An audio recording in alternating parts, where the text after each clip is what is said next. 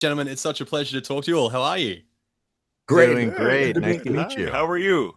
I'm doing really well. I'm doing really well. I don't normally get up at like 3:45 in the morning for many people, but for one of my favorite animes of all time, I wasn't Oh going to pass Lord. up the chance to chat to you all. But I appreciate you all taking the time to chat, and it's crazy to think that we are at the end of this journey. I mean, it's a bittersweet moment because My Hero Academia has such had such a cultural impact on millions of fans all over the world, and it's kind of one of those things where we're sad it's over, but we're happy it happened. And Chris, I'll start with you. I'd love to just sort of get your idea and maybe a time of reflection of sort of what this show has sort of meant to you, or what you've noticed about the show and its impact on the fans over these last almost decade. That's the craziest part is that it's almost been a decade of life that has blown by so fast and this show has gone by so fast looking back on it. But I will say the thing I think that I'll take away that means maybe the most to me have been the interactions with the fans. And this was really this was really the project that I've worked on that introduced me most powerfully to the idea that entertainment like this, shows like this, stories like this can mean so much more than just entertainment to people. The themes of My Hero, the characters of My Hero have ended up supporting people and helping them through some very dark times in their lives, and I feel so privileged that they've been able to share those things with me at live appearances and elsewhere. Um, and that it really makes me feel really humble and grateful to be a part of such a powerful cultural I moment, and so it's not something I had on my bingo card, so to speak, but I'm so glad to be a part of it. Oh man, we're glad you are a part of it as well. And for Justin, for you, what's going through your mind in these sorts of moments of reflection as the journey comes to an end? Well, I mean, I like that the show gets to conclude on its own terms, right? Mm. And have its own ending, and so that's pretty incredible to me. And but then that the world building for this franchise isn't over yet, right? That Vigilantes has kicked off with a great first season, moving into a second one in the future, and so I'm looking forward to seeing how the world will continue to develop. But I mean, to Chris's point, one of the cornerstones of this entire experience has been the fans, and that's been a pretty incredible group of people. And honestly, that there is a spin-off series feels in a way to be a testament to them. Oh, I would absolutely agree. And Jay Michael, for you? Honestly, it doesn't feel real. I'm not quite sure how to cope with it. I mean, it's so satisfying to see the show end so strongly, but it's also bittersweet because I'm not ready to let go. Um, and it's so rare for actors to be with the characters like this for so long as we have, to grow with them, to grow with the fans, and to grow with our fellow castmates. And it's also just crazy for me to think about, like, I mean, I don't know if you guys remember, but like some pretty big important things were happening out in the world during the course of this show. So it's kind of had eras. We had the COVID era where, and we came back from that and everything else. And it's just, it's part of our life. It's a huge chunk of all of our lives, and we have that in common. And I will forever be grateful to have such an incredible thing I'm able to share with such wonderful castmates, with the creators, with the fans. And I, as sad as I am that it's ending, of course, selfishly, because I love going in to record. It's just such a pleasure to work on, and not, if I could get up every morning and be working on this show for the rest of my life, I mean, I'd be good. But that doesn't happen. I got 10 years, and that's more than I had any right to. But I comfort myself knowing that, beyond a shadow of a doubt, that we will still be talking about this show years from now. Fans will still be coming to it. New fans will be coming to it generation after generation, and we will look back on it in the same glowing terms that we are talking about it now. And that is a comfort. I think it's as much as it is a comfort for you, it's a comfort for us as the fans because we also got to live through it and experience it. Like you said, there's some crazy shit that's happened over the last decade, and we've been able to sort of find resonance in these characters because they are so rich. But it's what you guys as actors bring to them as well. And Jacob, I'll throw back to you as well. Was there a moment either in the series or maybe even in this season specifically where there was a pivotal moment for your character that sort of there was this switch for you? Was like, I get Tenya. I get exactly what I need to really dig deep into this character that becomes so resonant with the fans. For me, Tenya's journey has largely been one of learning how to trust his friends to not need him to always kind of rules lawyer them. Yes. Yep. Every group, especially a group like Class 1A, needs a character, needs someone that's willing to kind of go there and be that person. And I'm always quick to remind myself that though it can be a little annoying and frustrating to deal with a person like that in real life, we also have to remember that what they're doing and their attitude comes from a place of love, that they really, at the end of the day, they're more concerned with their friends' well-being than they are with the impression they're making. And that just happens to be the timbre of their own unique version of heroism.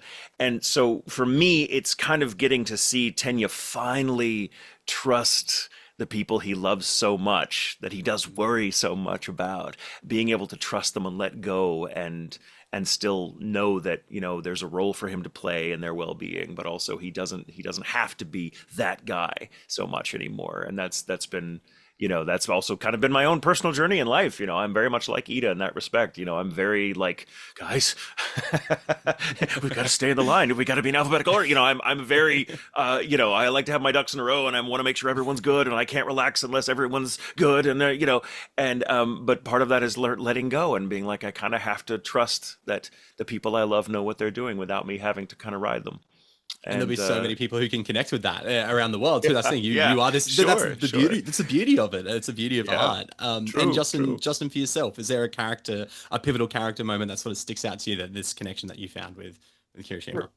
For me, I guess there was a moment, it was at the end of season 3 when Tsu puts Kirishima in his place for having put her in a position to lie, and he's apologizing to her. And I don't know if that was necessarily like a pivotal moment for the character, but it was a pivotal moment for me and the character's connection points. Because at that point, moving forward, when I saw his animation on screen, I felt like I know what this guy's thinking. And I realized season 3 might seem a little late for that to have happened, but the catch with a lot of these characters and performing them is, you're not in for 3 hours each episode recording this stuff. It's a few lines in this episode. It might be a half hour in this episode that you're working on it. So, it kind of happens in these quick moments, and that's where the acting, as it were, comes into play. We hope it. But for this moment, for me, in season 3 is what really kind of clicked forth. And then moving forward in the series, it was really being able to approach his character arc now with that kind of solidarity with the character allowed me to really kind of explore and kind of experience those moments with him, as opposed to through him, I guess. No, no, no. Makes complete sense. And Chris, for you, what was this character moment for you? The connection that you felt. I would sum it up as the dad Zawa moments. There's probably a dozen of them throughout the last 8 seasons where Aizawa lets his guard down, and Mhm. it turns out that these kids that he's trying to teach and mentor and mold into responsible heroes really need him for more than that. They really need him for the emotional support of this very incredibly difficult challenge they've been faced with.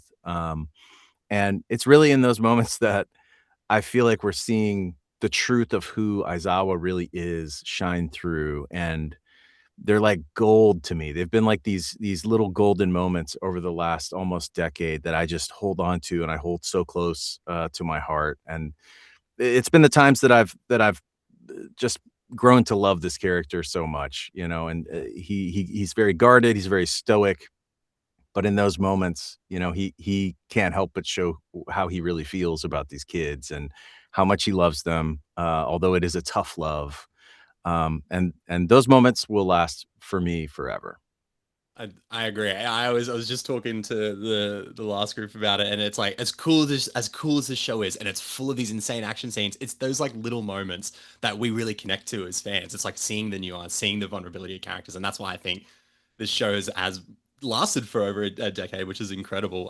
You've all mentioned the fans and how important the fans are, and your interactions with them at cons and just social media and however is super important. And I'm sure you get asked all the time to do the voices and whatever comes with that.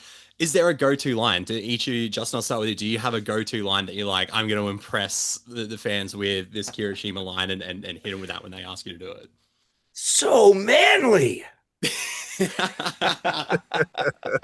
This is just my indulgent way of asking you to do it. I'm for guys against the fans. That's so good. J. Michael, do you have a line? Oh yeah, it is. It's totally when he's like, "I am Inchidium." He says it several times, but it's with that particular inflection when he's like in the alley with Stain, and he's like, "That's the name of the hero that will defeat you." Like that is such a moment.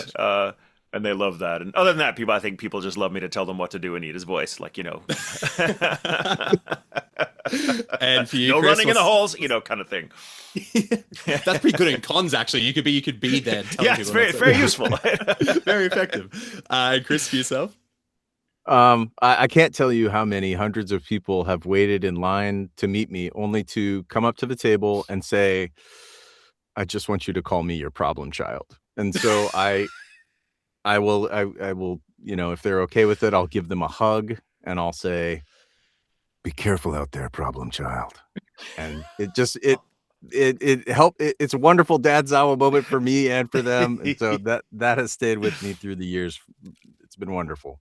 Oh, that's incredible. That is incredible. I'm so pumped up from that now, but I don't need any coffee this early in the morning. I'm just like kind of I love that at the moment. I'm getting close to my time here, and I might ask this one quickly. I love the idea of quirks. I think the idea of having this thing that's inside of you that is your superpower is cool just on a performance level as well. And I'm curious to know over your careers and sort of honing your craft, what have you considered your acting quirk? Do you have something that's sort of either you've worked on or that's always been sort of a strength inside of you that you've been very proud of in your career? And Chris, I'll start with you.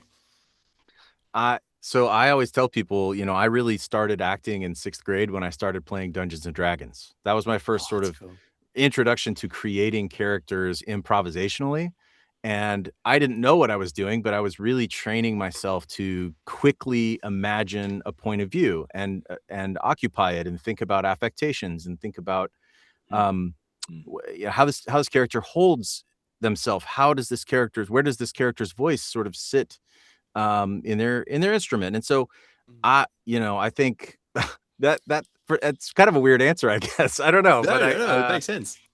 that's sort of where all of that started for me. And I hope that, I don't know, I hope that, I think improvisation, I think, is a big part of stepping into the booth.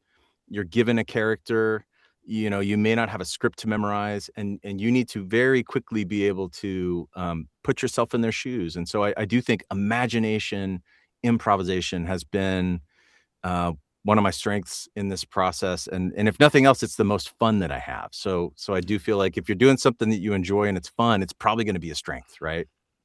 For sure. And Justin, what do you feel like your acting quirk is? Oh, I don't know. Yelling might be it. I can succeed with the best of them and somehow not lose the voice. I don't know if it's so. Yeah, It works for something that can get as intense as My Hero Academia, that's for sure. Yeah, it served me well. that's incredible. And Jay, Michael, to finish us off, what do you feel like your acting quirk is? I think my acting quirk would have to be that, man, I get swept up in the emotion of a scene like really easily. It does not take me I mean, I'm the kind of guy that will cry at an insurance commercial. If it hits the right tone. I mean, I get really swept up. So I never have to look very far for the kind of emotional heart, for the heart of a line or a scene. I get it pretty quickly because I'm just so attuned to it. I for some reason, I've always kind of worn my heart on my sleeve in life, and whereas in life it can put you in some interesting situations. In the booth, it's quite useful. So it's a quirk I am happy to have somewhere I can use it for good. That's yeah. Weaponizing for good is always a good Yeah, thing. yeah. So, and it's your guys' connections to the characters. Like I said, the characters are rich already, but what you bring to them has made fans like us enjoy it for so long. So I just want to say, and I feel like I can speak on behalf of millions of people right now. Thank you so much for almost a decade of just incredible storytelling and characters, man. Like you just said, like you all said, we're sad it's over, but we're happy it happened, and I'm sure we'll be talking about it for years and years to come. So thank you all so much for your time. I Thank you really so much. appreciate it. Thank And you. I hope we all get to do it again down the road. Appreciate you all.